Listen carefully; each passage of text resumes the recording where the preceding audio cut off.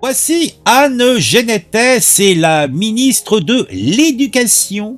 Et cette brave dame qui est plutôt sympathique, hein. Ah, une vieille peau encore bien prenable, hein. Pour un vieux grigou comme moi, je lui mettrais cher. Mais bon, on est des gens honnêtes et droits, et jamais de telles pensées ne passeront, eh bien, ma bouche. Ah merde, je l'ai dit à haute voix. Ah bah c'est pas grave, je l'ai dit. Mais bon, cette gourgandine nous déclare la théorie du genre n'y aura pas sa place et le militantisme non plus dans le programme sur l'éducation à la sexualité. Elle déclare encore « Je veux un encadrement très strict de tous les intervenants » et c'était Alexandre Portier qui avait déclaré ça en tant que ministre délégué à la réussite scolaire il y a quelques semaines. Et là, on a Anne Genetet, ministre de l'Éducation, qui nous dit « La théorie du genre, ça n'existe pas et ça ne peut pas être dans les programmes scolaires puisque ça n'existe pas. » Ah bah c'est clair. Donc elle a des paroles tranchées, l'Anne Genetet.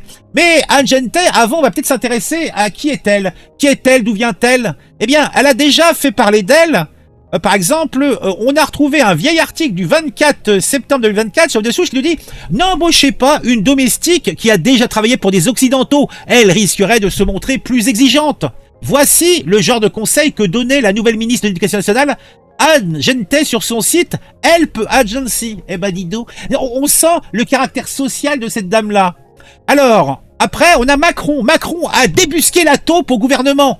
Fuite sur Israël. Il s'agirait d'Anne Genetet, la ministre de l'Éducation nationale. Eh ben dis donc. Emmanuel Macron a trouvé la taupe, celle qui a fait circuler ses propos tenus dans le cénacle confidentiel du Conseil des ministres à propos d'Israël. Bon, dis donc.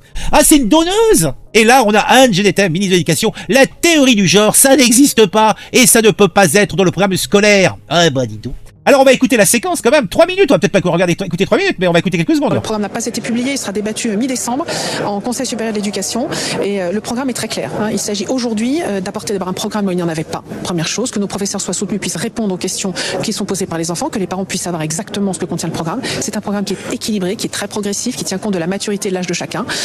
C'est un programme dans lequel on n'apprend pas les pratiques sexuelles, évidemment. On apprend le respect, on apprend la notion de consentement, on apprend la différence fille-garçon, on apprend à dire non, très important. Et puis derrière, n'oublions pas que lorsqu'un jeune n'a pas la réponse à ces questions, il va la chercher par lui-même. On sait qu'aujourd'hui, un garçon sur deux à l'âge de 11 ans a déjà consulté des sites pornographiques sur lesquels toutes sortes de réponses dégradantes d'ailleurs circulent. Et donc c'est ça que nous voulons combattre. L'école de la République, c'est une école dans laquelle il n'y a pas d'idéologie. Ce programme n'a pas d'idéologie. La théorie du genre, elle n'existe pas. Elle n'existe pas non plus dans ce programme, évidemment. On apprend la différence fille-garçon, on se respecte pour ce qu'on est et c'est tout. Mais justement, alors vous parlez de théorie du genre, il y a le... Ça n'existe pas. Ça n'existe pas. Mais votre ministre délégué hier a dit que voilà, il se battrait pour que ça n'existe pas dans ce programme, mais il a utilisé ce terme. Il n'y a qu'une seule ligne, la ligne du ministère, c'est la ligne que je défends, c'est moi qui pilote ce programme. Le programme qui est, pour le premier degré, éduquer à la vie affective et relationnelle, point. Et pour le second degré, éduquer à la vie affective et relationnelle et à la sexualité, comme le prévoit le Code de l'éducation, puisqu'il y a l'éducation à la sexualité, qui est bien dans le Code de l'éducation. C'est une mauvaise formulation, du coup, théorie du genre que votre ministre délégué a utilisée hier. La théorie du genre n'existe pas. Ce sont des fausses informations. Ça n'existe pas. Et ça n'existe évidemment pas dans le programme, puisque ça n'existe pas. Et du coup, l'identité du genre, vous pouvez me l'expliquer pour ceux qui confondent encore? Ce programme explique la différence entre une fille et un garçon. C'est fondamental. Elle explique à se respecter pour ce qu'on est. Voilà. Ensuite, on va en effet dans ce programme aussi parler de stéréotypes. C'est ce qu'on appelle aussi des clichés pour savoir comment une fille peut être, comment un garçon peut être. Point. C'est tout. C'est reconnaître qui on est, qui est celui, mon camarade de classe qui est à côté de moi, et je le respecte pour ce qu'il est, comme fille ou comme garçon. Point. Mais c'est un programme qui pourrait être enseigné dès la 5e. Et pour certains, c'est trop tôt. Ah non, attendez.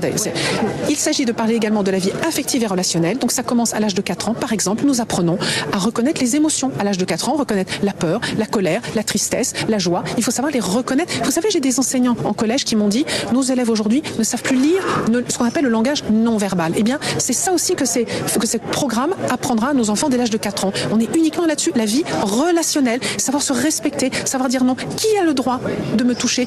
Et oui, il faut apprendre à nos jeunes qui a le droit de me toucher, qui n'a pas le droit de me toucher. Il faut leur apprendre cela pour qu'ils puissent aussi apprendre à dire non. 4 ans, c'est pas trop tôt.